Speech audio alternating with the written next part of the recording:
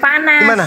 Jangan kejang-kejang gitu. Bukan kejang-kejang, saya hanya merasa Anda itu cari-cari dalil Tidak, untuk Pak. Masa menutupi saya mau cari dalil? bahwa dosa Adam, mana dosa Adam di sini, mana dosa Adam di sini, mana Dosa Adam ya itu kan Allah kan ingin Adam dan Hawa untuk hidup selama-lamanya, hidup abadi.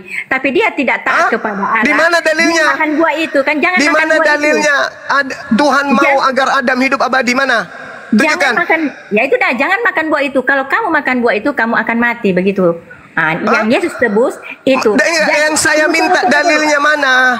Mana dalilnya bahwa Adam itu akan hidup abadi? Mana? Tunggu ya. Mau laki mau perempuan sama aja. Oh tidak, begini Pak. Intinya begini. Apa intinya? Kalau Yesus percaya saja. Begini, enggak, jangan. Kalau Yesus tidak turun ke bumi untuk menebus dosa Adam, dosa kematian yang Adam buat. Di mana Adam mewariskan dosa? Kalau cuma bicara nipu-nipu kayak gitu, di mana Adam mewariskan dosa? Mana dalilnya? Ya Tuhan, tadi saya sudah baca tadi. Bapak tidak, berarti Bapak tidak Mana, di mana? Anda baca di mana Adam mewariskan dosa itu, di mana dalilnya? Tunggu ya. Di Kejadian 2 ayat 16. Silakan. Di Kejadian 17 ayat 5. Satu aja Bu.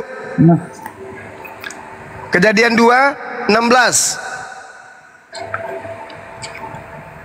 Iya. Aku yakin. Saya tidak akan pernah mati. Yakin. Ya. Di Kejadian 2 ayat 16 17. Baik. Kita baca ya. Di Kejadian 2 ayat 16. Semua pohon dalam taman ini boleh kau makan buahnya dengan bebas. Mana mewariskan dosa mana? Terus baca di mulai. Kejadian 2 ayat 5. Mundur. Tunggu, enggak. Kejadian 17 ayat 5. Kejadian 17 ayat 5, ya ayat 55 apa 5 ini dia baca itu aja ayat. Tidak 5. Ada 55. Masuk. 5. Baca, masuk. Apa? Baca aja, Pak. Bapak yang baca tentang supaya istrimu Sarai. Janganlah engkau menyebut dia lagi Sarai, tetapi Sarah, itulah namanya. Lompat kemana lagi? Ayo, saya bantu, saya ikuti permainannya. Ayo, biar semua manusia jadi gila karena ibu. Kejadian 5 ayat 5. Kejadian 5 ayat 5. Tadi kan loncat lagi mundur. Kejadian 5 nomor 5 lagi. Habis itu terbang lagi kemana-mana. Umur Adam. Itu ya? Betul ya? Jadi Adam mencapai umur 930 tahun lalu ia mati. Ya, betul. Mana dosa diwariskan mana? Nah, seandainya Adam tidak memakan buah itu tidak akan mati. Kan begitu. Mati Mija. Mana ada dalil kayak begitu? Ya, kan itu fitnah terhadap Nabi Adam. Mewariskan dosa. Kejadian 5 nomor 3 Anda baca. Tuhan memberkati Adam, istrinya dan anak-anaknya. Mana kutuk kalau sudah diberkati kayak gitu? Maksudnya umurnya kan dia kan mati kan buah itu tidak akan mati, Pak. Nah sekarang Yesus mau datang menebus dosa itu. Kristen masih mati atau hidup kekal? Ya, makanya salah paham lagi ini. Salah paham lagi. Katanya karena dosa waris terjadi kematian. Yesus datang menebus itu berarti sudah hapus. Kalau sudah dihapus berarti tak ada lagi kematian. Begitu. Ya, tapi bukan di dunia kita mau apa begini, Pak. Mama dengan baik-baik. Pahanya yang gatal, pantatnya orang yang digaruk. Kalau Yesus tidak datang ke dunia ini, hidup kita begini-begini saja. Melahirkan. Justru karena konsep Yesus datang ke dunia, larinya orang menjadi pengikut setan semua. Buktinya kalian memfitnah Yesus mati terkutuk itu karena roh apa? Itu loh. Soalannya di situ loh. Lari kemana-mana. lari kemana-mana. Yang saya tanya, roh apa yang merasuki Karisteng sampai mereka mengatakan anak Maria itu terkutuk? Makanya Pak, kalau menjelaskan segala sesuatu lembut-lembut sedikit, jangan terlalu ada gunanya lembut kalau menyesatkan. Cak bom-bom, lembut-lembut kayak setan lembut. Hai Adam, makanlah, sebab kalau kau makan kau akan hidup kekal. Itu iblis. Benar itu benar, hak itu hak. Sesat-sesat aja. Jangan berlembut-lembut supaya orang bisa Anda sesatkan. Gak ada. Mau yang perempuan, mau yang laki-laki, semuanya tak ada yang bisa menjawab. Jangan nyerotos dulu Pak. Kalau roh apa yang membimbing kalian mengatakan Yesus terkutuk di atas tiang salib? Jawab. Pak, semua boleh diam dulu. Kalau Yesus gak ada diam. Anda dikasih waktu hanya menipu. Dosa kematian. Tidak ada. Yang saya tanya, roh apa? Kalau roh Elohim tidak mungkin. Paulus mengatakan tidak ada orang berkata Yesus terkutuk karena roh Elohim. Berarti roh apa yang ada dalam diri Anda sampai Anda mengatakan Yesus terkutuk? Jawab. Lu yang terkutuk karena situ yang terkutuk karena situ tidak beriman. Kalau kita tidak terkutuk karena kita beriman. Muncul Lucifer dalam hatinya. Aslinya kelihatan. Aslinya keluar. Pertanyaan sederhana. Berdasarkan 1 Korintus 12 nomor 3, tidak ada orang yang bisa berkata terkutuklah Yesus karena roh Allah. Berarti roh apa yang membimbing kalian mutar-mutar lidah kalian sampai ke Adam lah, sampai ke Kejadian lah, untuk supaya Anda mengatakan Yesus terkutuk. Roh apa itu yang membimbing kalian? Roh apa? Bang Juma, saya jawab Bang Juma. Ya, kamu lagi. Tadi sudah. Ibu gugur. Dah, turunkan ibu ini gugur. Cari yang lain. Bagi yang mengatakan bahwa Yesus cuma mau nipu-nipu. Turun, ibu turun. Anda cari kutu aja. Ayo, siapa lagi? Oke, saya jawab sederhana Bang Juma. Ya, silakan Bang. Yang mengatakan bahwa Yesus terkutuk di kayu salib, bagi mereka yang tidak percaya, bagi mereka yang dikuasai oleh roh jahat. Tetapi bagi mereka yang percaya, mereka akan dapat keselamatan karena Tuhan Yesus. Percaya apa? Percaya apa? Percaya Tuhan Yesus. Percaya dia mati di atas tiang salib. Iya, percaya bahwa dia mati. Itulah yang kutanya, roh apa yang merasuki Anda sampai Anda percaya itu loh yang saya tanya. Kan Paulus sendiri mengatakan, saya ulang ya pelan-pelan ya. Karena itu aku mau meyakinkan kamu bahwa tidak ada seorang pun yang berkata-kata oleh roh Tuhan dapat berkata terkutuklah Yesus. Tidak ada. Nah sekarang Anda beriman, Anda percaya Yesus mati di atas tiang salib. Dengan kata lain, Anda percaya dengan perkataan yang tertulis, terkutuklah orang di atas kayu salib. Jangan munafik Anda. Iya, saya tidak munafik Bang Juma. Jangan berhenti di situ. Berarti Anda setuju bahwa Yesus itu disalib dengan cara terkutuk? Tidak. Lalu dia disalib dengan cara apa? Dia disalib.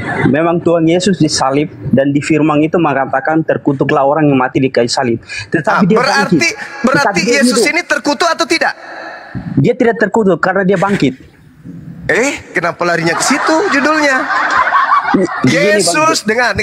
Baca Galatia 3:13 pelan-pelan. Yesus telah menebus Kristen dari kutuk hukum Taurat dengan jalan menjadi apa? Dengan jalan menjadi apa Yesusnya? Terkutuk. Menjadi terkutuk. Anda imani enggak itu?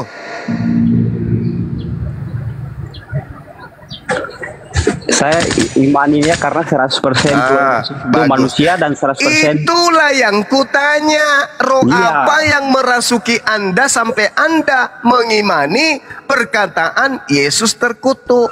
Kalau kami umat Islam, oh tidak mungkin. Yesus itu orang suci, nggak mungkin terkutuk. Sekalian sebaliknya, memang Yesus itu suci, tapi dia terkutuk karena dosa kita. Nenek Lukiper, pertanyaan saya, roh apa yang merasuki Anda sampai Anda percaya Yesus itu terkutuk? Jawab. Oke, tidak ada roh jahat yang merasuki. Itu semua adalah roh kebenaran. Berarti Paulus ini bohong dong. Karena Paulus sendiri mengatakan tidak ada. Pelan-pelan, ulang lagi. Karena itu aku, Paulus meyakinkan kamu. Gonoriso, aku meyakinkan, memberitahukan kamu, mendoktrin kamu, mendogma kamu, bahwa tidak ada seorang pun yang berkata-kata oleh roh Theos dapat berkata terkutuklah Yesus. Tak boleh, tak ada. Nah sekarang kamu menjadi Kristen karena kamu percaya dosa-dosamu itu yang adalah kutuk sudah dilimpahkan kepada Yesus. Berarti Yesus ini mati digantung dengan jalan terkutuk. Roh apa yang membimbing kamu? Kalau roh Elohim tidak, kata Paulus. Berarti roh apa? Roh apa?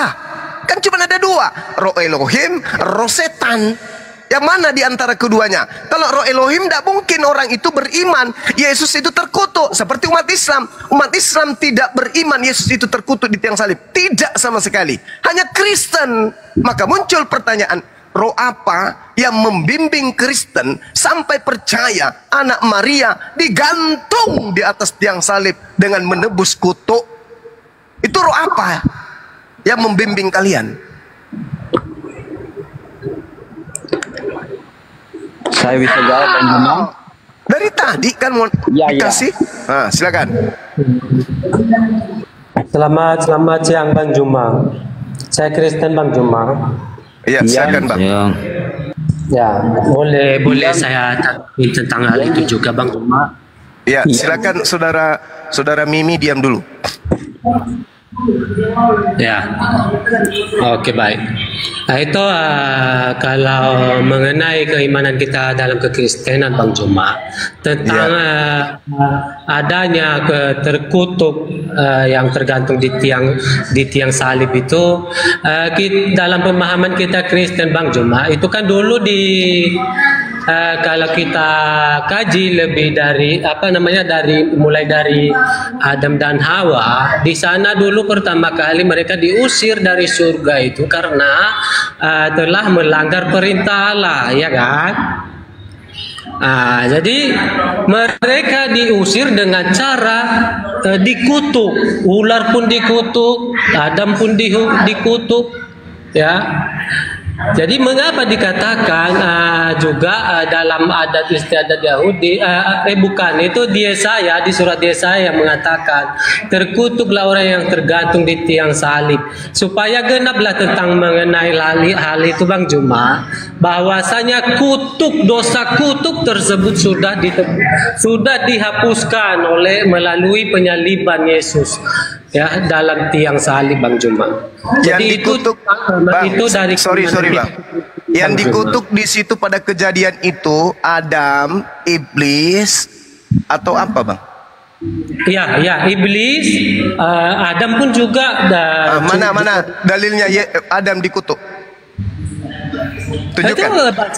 Itu, bos, bisa kita baca itu Kejadian 2 ayatnya mulai dari 15 sampai ke Nggak ada. Saya sudah baca itu Bang. Nggak ada dalilnya di situ Adam dikutuk. Terkutuklah tanah, terkutuklah ular. Hanya dua yang dikutuk. Siapa yang berarti dikutuk? Kalau Yesus mati terkutuk untuk menebus dosa, berarti siapa yang ditebus di sana? Iya, siapa yang dikutuk aja di situ Bang Juma? Iblis dan bumi tanah. Dengarkan Bang Juma, ya. Dengan mengatakan kepada Hawa, ya, kamu akan melahirkan dengan merasakan rasa sakit, ya. Itu udah kutukan, itu dikutuk namanya Bang Juma. Itu karena bumi. Contohnya seperti ini Bang Juma. Dalilnya dulu Bang, dalilnya jangan asal nuduh. Iya, baca. Iya, dalilnya. Kejadian 2 ayatnya ke-16, baca. Oke. Kejadian 2:16. Kita baca lagi. Kita ulang lagi. Ya, baca. Oke. Lalu Tuhan memberi perintah ini kepada manusia. Semua pohon dalam taman ini boleh kau makan buahnya dengan bebas. Tetapi pohon pengetahuan tentang yang baik, yang jahat, jangan kau makan buahnya. Sebab pada hari engkau memakannya pastilah engkau mati. Mana terkutuk Adam itu mana? Ayat yang lain. Mana? Ayo. Ayat yang lain yang kamu bacakan itu Bang Juma. Kejadian 2 kan?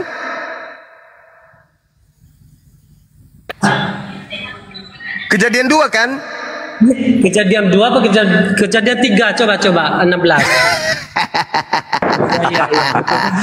Itu sudah benar tadi Bang Zuma. Kejadian 2 16. Kejadian 3 16 coba dulu Bang. Ya mungkin saya salah coba. Kejadian 3 itu membahas tentang perempuan, bukan tentang Adam. Hawa itu. Susah payahmu waktu mengandung akan kubuat sangat banyak. Dengan kesakitan engkau akan melahirkan anakmu, namun engkau akan birahi kepada suamimu dan ia akan berkuasa atasmu. Mana kutukannya mana? Enggak Bang. Misalnya, mana kutukannya? Saya mengatakan kepada Bang Juma, kamu akan merasakan rasa sakit. Itu saya mengutuk Bang Juma enggak? Ya itu bersama dengan ular. Waduh. Di sini bosan. Ditambah Anda lagi baca data selanjutnya. Oke, lalu firman-Nya kepada manusia itu, karena engkau mendengarkan perkataan istrimu dan memakan dari buah pohon yang telah kuperintahkan kepadamu, jangan makan daripada, maka terkutuklah. Apa yang terkutuk?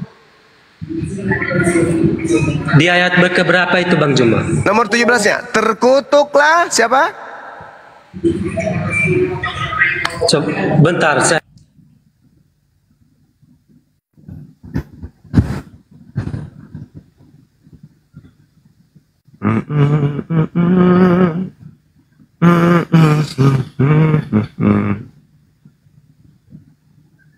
Jadi ada 2 yang dikutuk. Yang pertama ular, yang kedua tanah. Di data 14-nya berfirmanlah Tuhan, terkutuklah ular itu. Ya Bang Juma, terkutuklah tanah, kamu akan bersusah payah mencari makanan. Berarti yang dikutuk siapa? Dikutuknya Tuhan mengutuk tanah supaya Adam berarti dengar. Berarti yang dikutuk tanah dengan, jadi dia hidup dalam dia hidup. Dengar dulu Bang, jangan fitnah Nabi Adam Bang.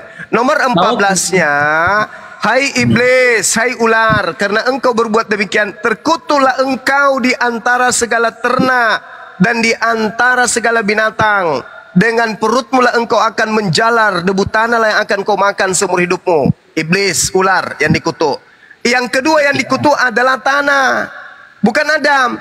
Kalau Yesusmu mati di atas tiang salib menebus dosa kutuk, maka yang ditebus adalah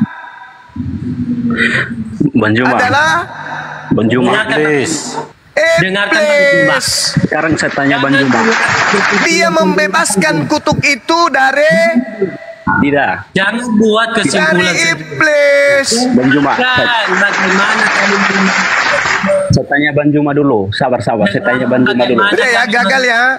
Justru itu memperkeruh. Ini sudah pernah saya bahas bahwa penyaliban itu untuk menebus dosa iblis.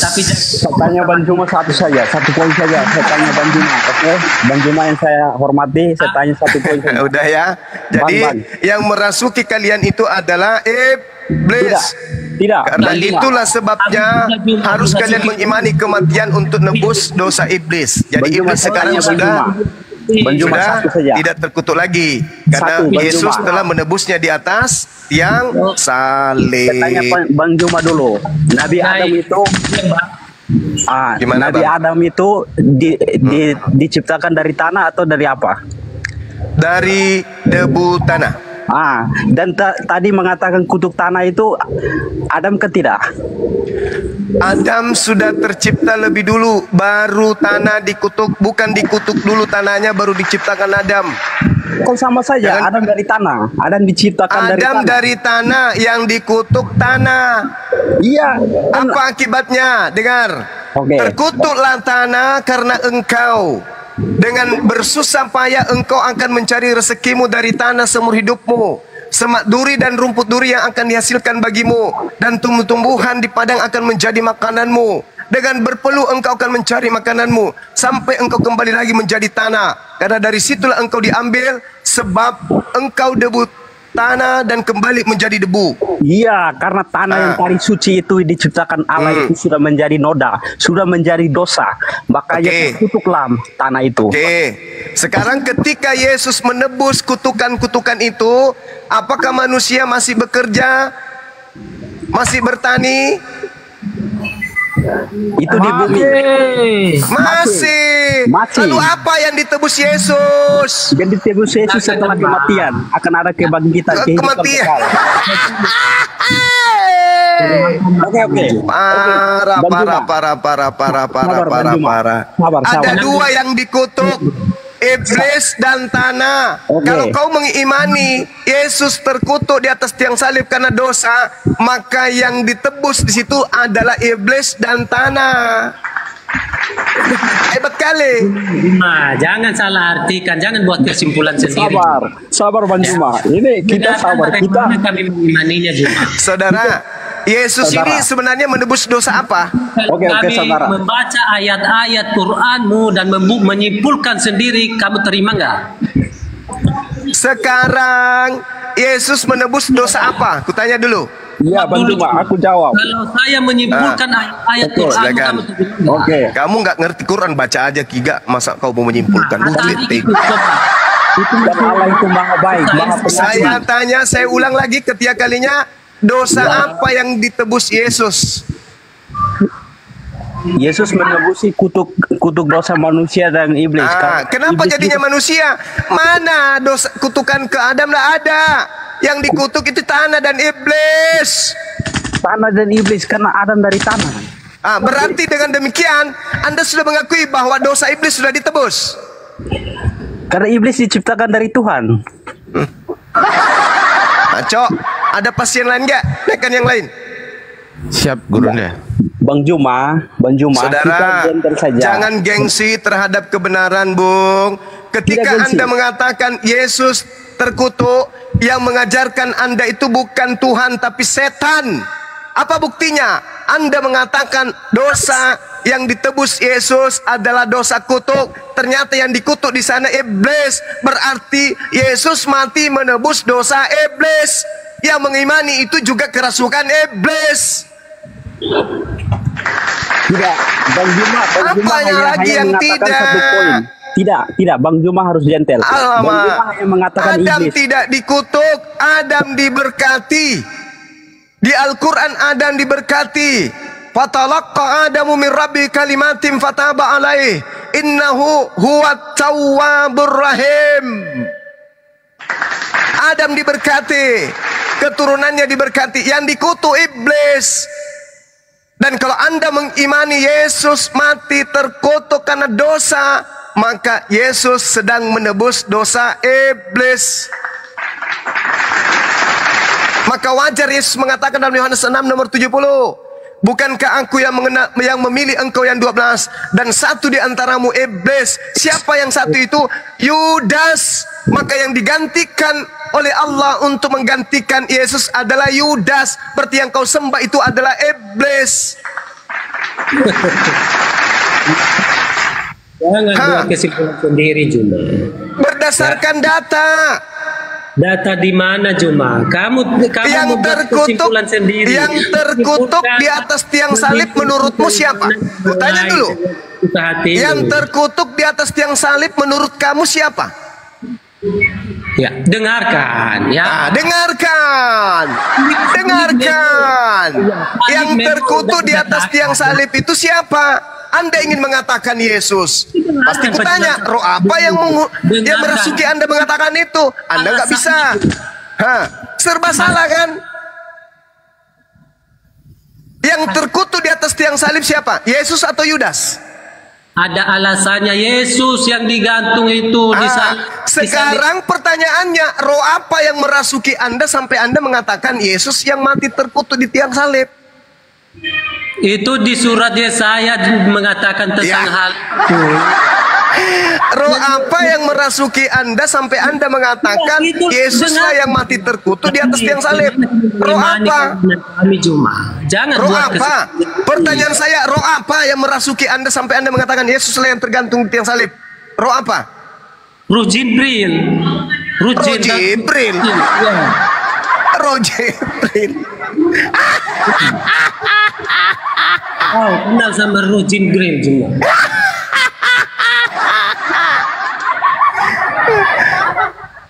Bang, saya mengajak Anda itu untuk sehat, untuk kembali kepada kemanusiaanmu, fitrah kemanusiaanmu. Jangan diperbodoh oleh iblis. Saya suka diskusi yang sehat Juma. Jadi makanya kita itu kalau diskusi sehat itu bukan hanya bertutur kata lembut. Diskusi sehat itu maksudnya pakai akal juga, bukan akal-akalan.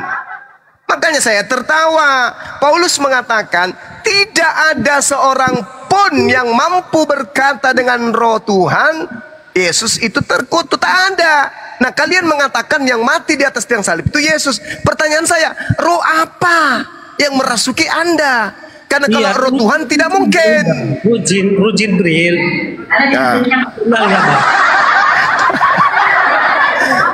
Udah turunin.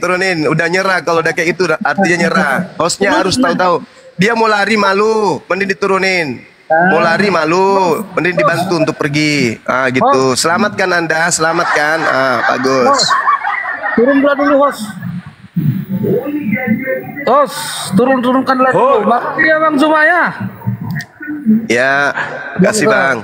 Oke, makasih ya. Oke, turunlah dulu. Silakan. Mau sholat Jumat ya, turunin. Sholat Jumat ini. Ya. Tapi jangan nyolong sandal Bang ya. Oke. Ada lagi. Ini tadi nih.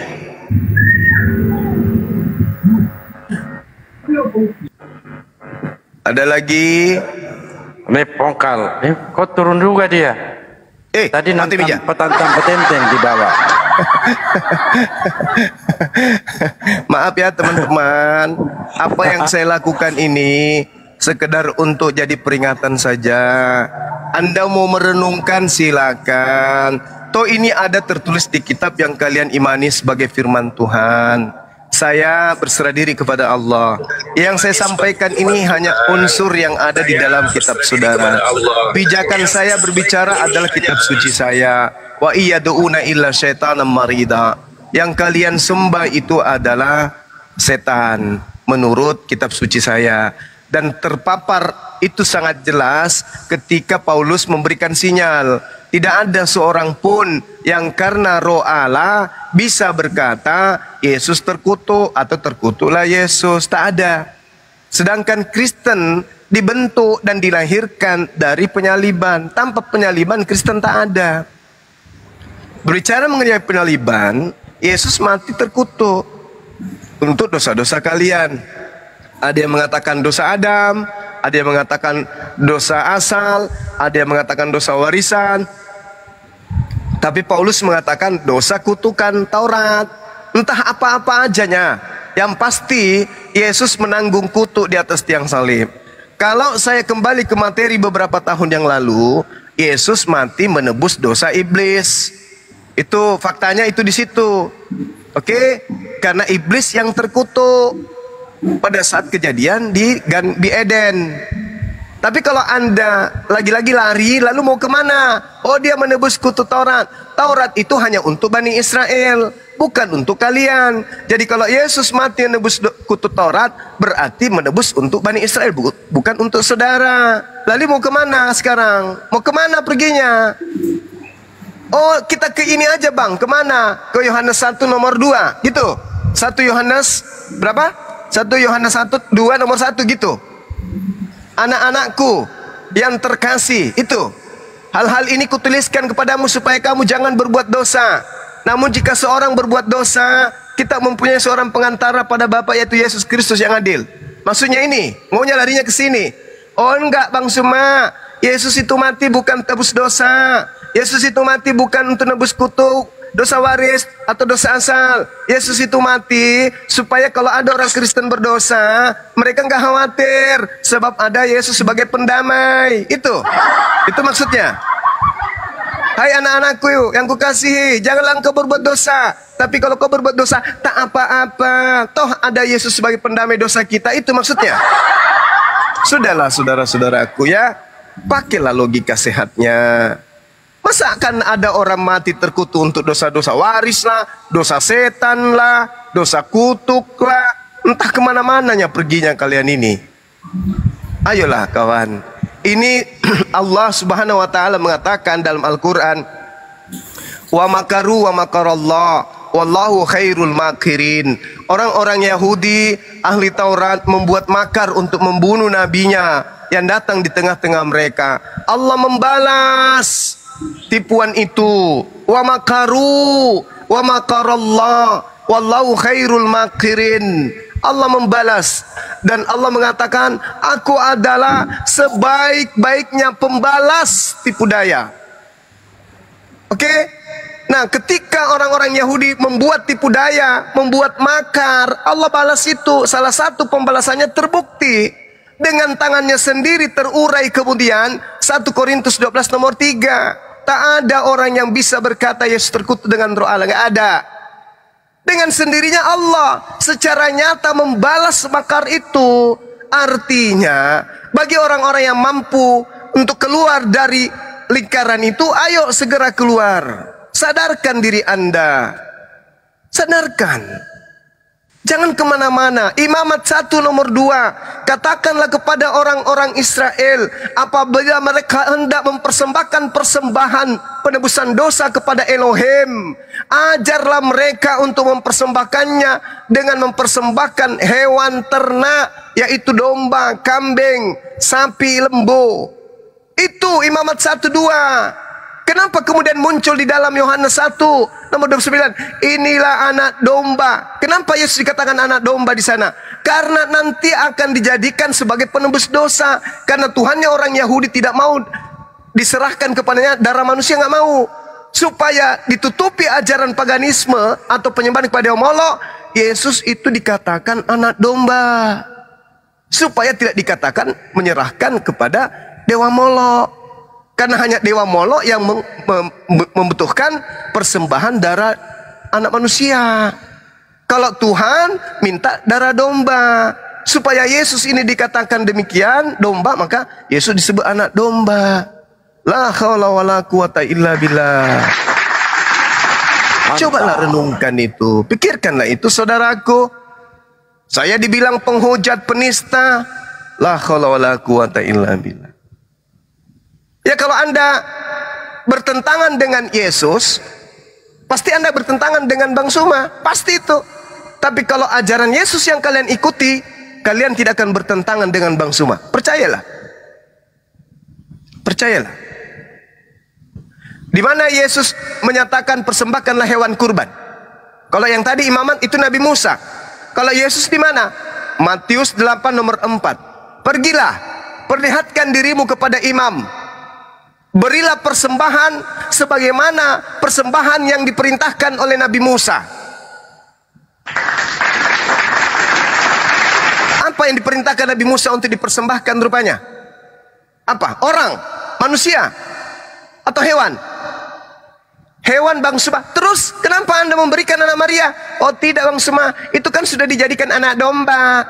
Cuplis.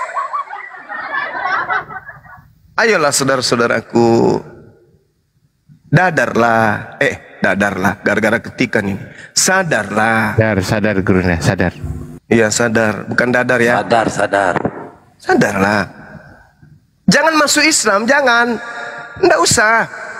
Pelajari aja dengan tekun, dengan akal, Bible itu. Nggak usah masuk Islam. Agnostik, atau jadi ateis ke, atau jadi apalah. Yang penting jangan Anda masuk dalam lingkaran yang mengatakan Yesus itu terkutuk. Jangan. Karena Yesus itu manusia suci. Jangan. Tidak usah ke Islam. Islam itu berat. Ini sedikit lagi sholat. Habis itu sholat lagi. Habis itu sholat lagi. Sepanjang usia Anda akan sholat terus. Berat. Islam itu berat. Berat. Karena masuk surga itu menurut Yesus lebih mudah onta masuk dalam lubang jarum daripada orang kaya. Kenapa orang itu cenderung kaya? Karena meninggalkan hidup akhirat. Mereka sibuk dengan mencari harta, maka mereka susah untuk ibadah. Kalau kami yang ibadah ini, ya makan pas-pasan, pas mau makan ada, mau beli rumah ada, mau beli mobil ada. Kami hidupnya pas-pasan aja, gak usah berlebihan. Kalau biasanya orang-orang menurut Yesus, orang kaya lebih susah masuk ke surga dibandingkan gajah masuk ke lubang jarum. Unta masuk ke lubang jarum, kata Yesus. Lebih mudah unta masuk ke lubang jarum daripada orang kaya masuk ke surga. Kenapa orang bisa kaya? Karena hidupnya mencari dunia terus. Kalau di Islam dibatasin. Baru 2 jam kerja di komputer, sholat lagi. Baru 3 jam, sholat lagi. Baru 4 jam, sholat lagi. Baru tidur sejenak, sholat lagi. Sholat lagi, sholat lagi. Tapi nggak kaya-kaya. Tapi serba ada. Mau beli helikopter ada, mau beli pesawat terbang ada, mau beli rumah mewah ada. Kami tidak kaya, tapi serba ada. Serba pas-pasan maksudku. Sorry, bukan serba ada, serba pas-pasan. Ini pas mau beli rumah ada, pas mau beli pesawat ada, mau beli gereja ada. Gitu loh ya. Saya kira materi ini saya limpahkan kembali kepada guru saya, Dinda Ardiansa. Sebentar. Oh, ada pasien baru. Oh ya, ya, silakan. Tadi kan kamu membahas Galatia 3 ayat 13 kan? Betul? Alhamdulillah. Oh iya, betul. Oke. Galatia 3:13 itu menurutmu maknanya apa? Maknanya yang digantung di salib itu adalah orang yang terkutuk. Nah, kau sudah salah. Jadi? Ya? Yang disebut orang terkutuk itu adalah orang yang melakukan kesalahan dan kesalahannya itu sepadan dengan hukuman mati. Ya. Itu dikutip dari Ulangan 21. Oke. Nah, apakah Yesus itu bersalah lalu dikutip? Tidak. Kan tidak. Kalau Yesus tidak. Lah terus kenapa kau bilang terkutuk? Kitabmu yang mengatakan itu.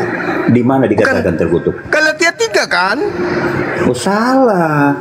Justru Galatia 3 ayat 13 itu Yesus itu bukan terkutuk, tapi menjalani prosesi seperti orang terkutuk gitu. Karena Yesus digantung bukan karena melakukan kesalahan. Itulah yang dikatakan oleh Rasul Iya. Ini pembodohan versi baru ini. Iya. Kita dengar. Iya. Oke ya. Gimana? Itulah yang dikatakan Rasul Paulus di dalam yang kamu bilang tadi. Ayat berapa tadi kamu bilang? Ya. Ingat nggak?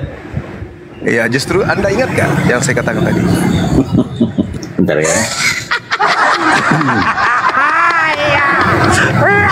Di dalam 1 Korintus 12 ya, kamu baca tadi kan, karena itu aku mau meyakinkan kamu bahwa tidak ada seorang pun yang berkata-kata oleh Roh Kudus dapat berkata terkutuklah Yesus.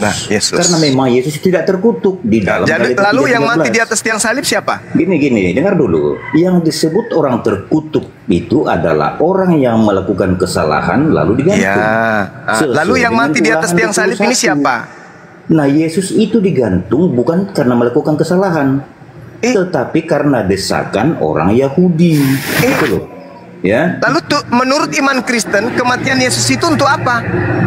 Loh, kita membahas apakah Yesus terkutuk atau tidak. Oke. Kamu sudah mengatakan tadi bahwa Yesus terkutuk. Sekarang orang Kristen mengimani kematian Yesus itu untuk apa?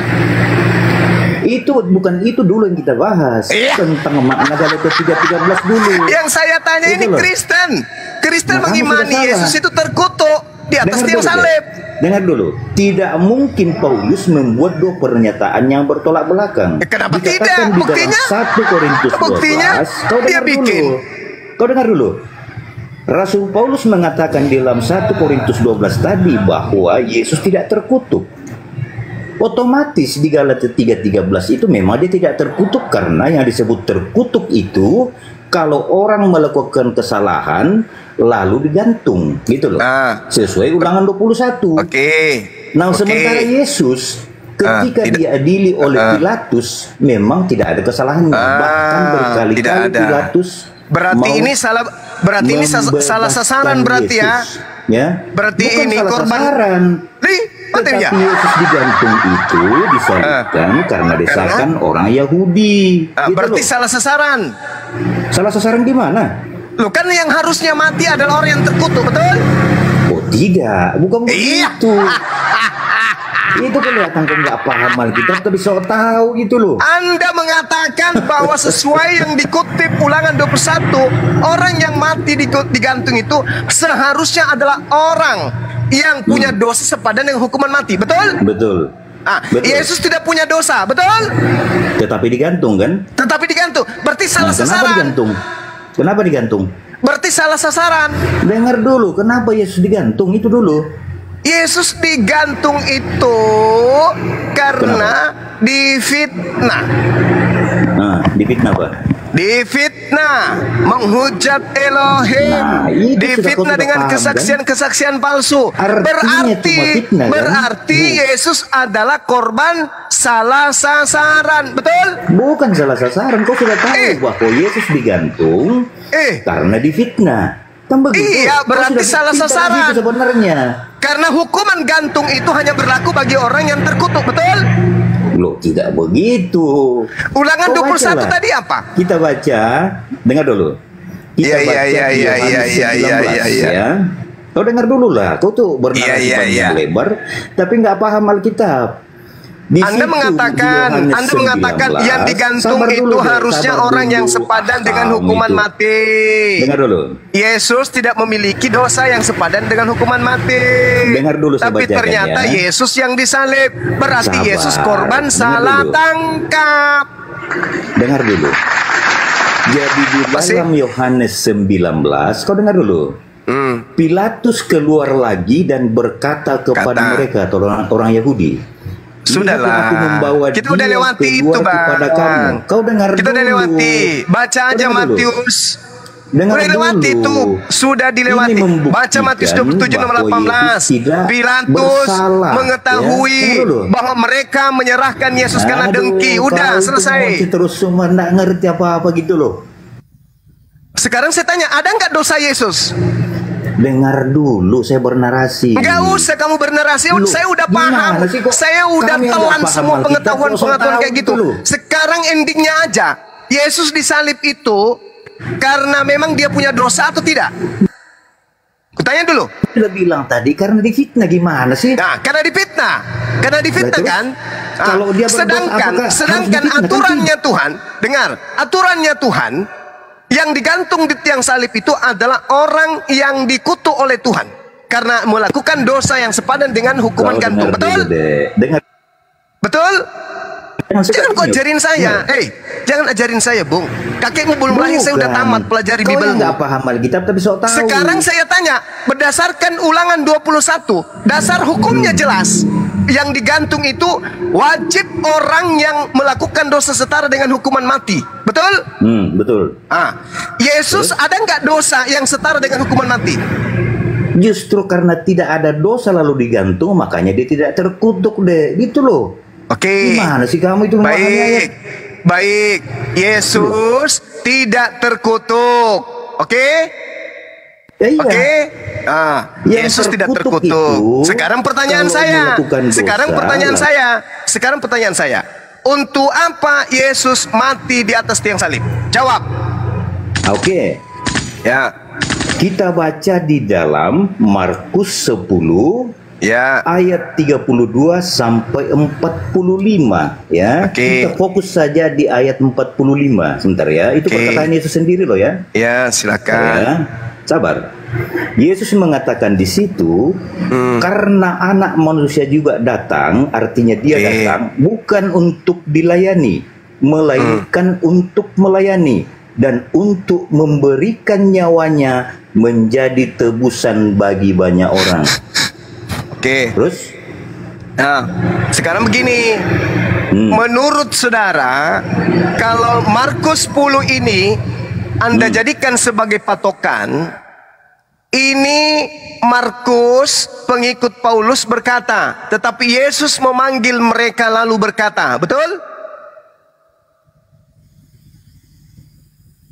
Benar nggak? Lah bagaimana saya bilang benar, kalian mute terus saya. Benar nggak Markus yang mengatakan benar, kalau Yesus yang benar. berkata seperti itu? Benar. Oke. Dari mana Markus tahu? Loh, kok dari mana Markus tahu?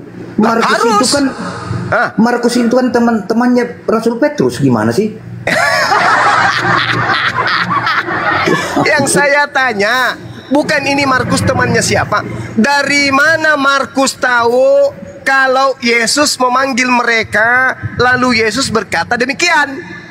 Loh, itu dari muridnya Yesus kan begitu? Kok ketawa? Iyalah, saya tanya, dari mana Markus tahu? Dari mana Markus tahu? Bukan sedangkan sabar. Anda yang dengar saya, Anda yang belajar di sini, bukan Anda yang ngajarin saya. Markus itu ya mengutip tulisan Papias yang kemudian dituliskan di tahun 60-an. Oke? Sedangkan kejadian itu terjadi di antara tahun 30 sampai 33. Dari mana kemudian Markus tahu informasi Yesus berkata demikian?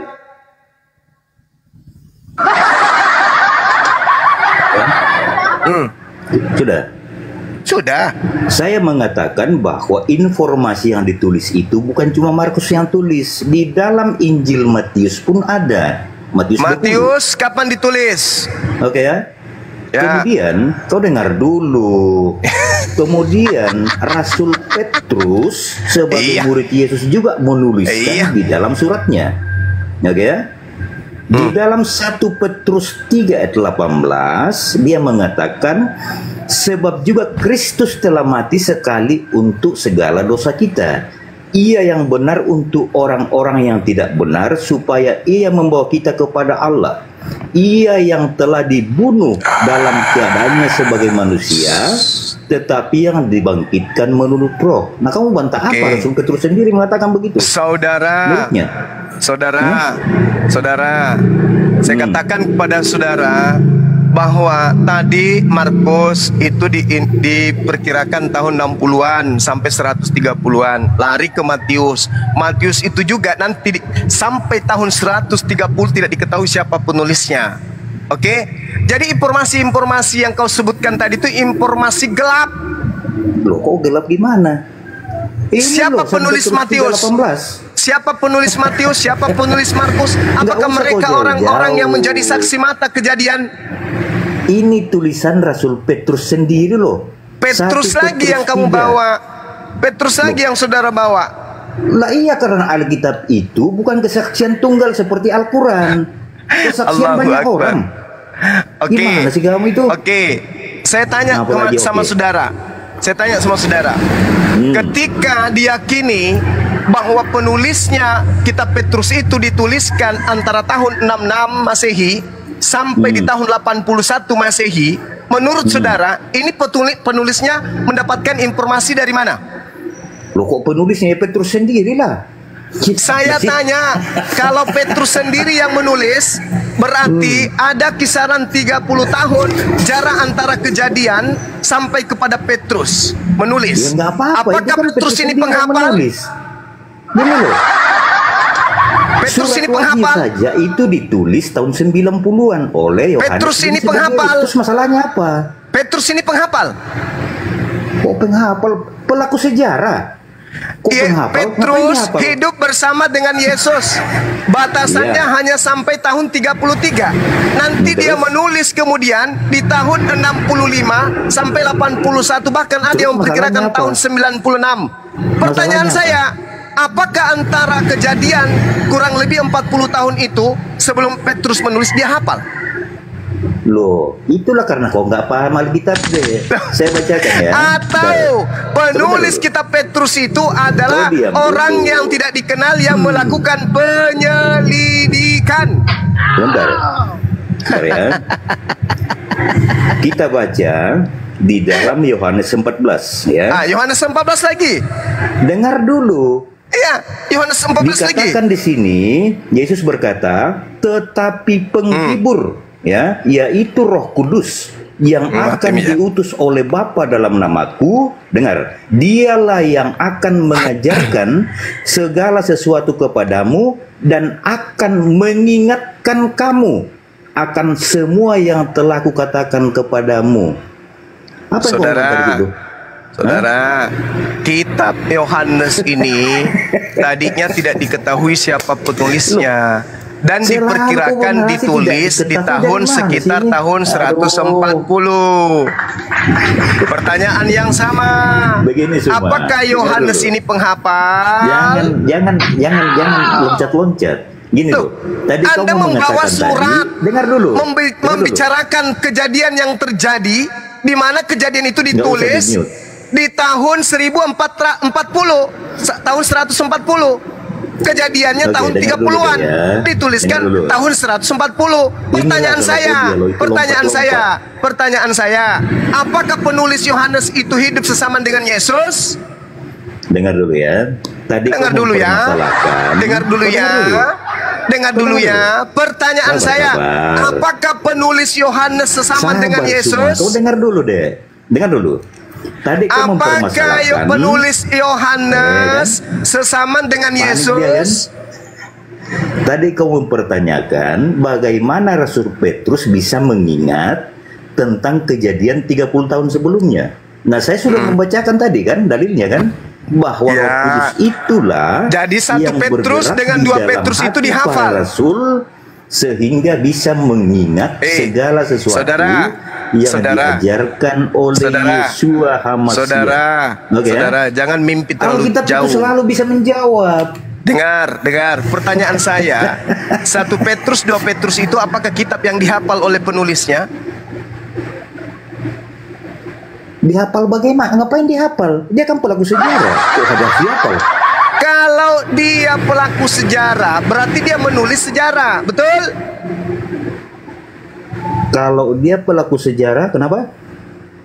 Berarti dia menulis buku sejarah. Lah iya.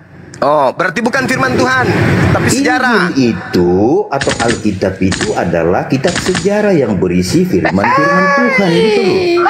Apa aja mau dibantah di situ? Orang yang menulis sejarah, Bung, itu bukan menulis firman Tuhan, tapi buku sejarah. Oke, kembali. Jadi gugur semuanya ya. Gugur semuanya, gugur.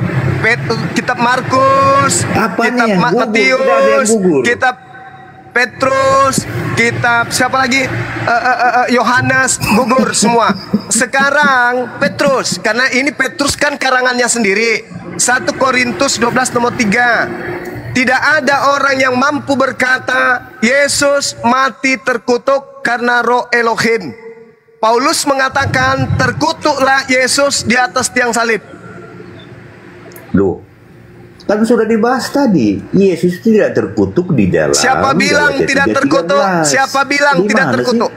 Siapa bilang tidak terkutuk? Kamu kok nggak ngerti-ngerti gitu loh. Siapa bilang tidak terkutuk? Saya hanya mengikuti narasimu sejauh mana. Ternyata cuma sampai segitu aja. Sekarang kita kembali ke Galatia nomor 13. Dengarkan saya. Dengar dulu ya. Dengar. Kau yang dengar. Kamu murid di sini. Dengar. Kamu murid di sini. Dengar saya. Kamu muridku di sini ya. Dengar. Yesus telah menebus kita dari kutuk hukum Taurat dengan jalan menjadi Jawab. Ya itu kan dengan jalan menjadi kutuk kan? Itu. Artinya kau jawab sendiri, Tuyul. Loh. Apa? Mau lari kemana? Mau lari kemana? Di mute siapa sih moderatornya ini?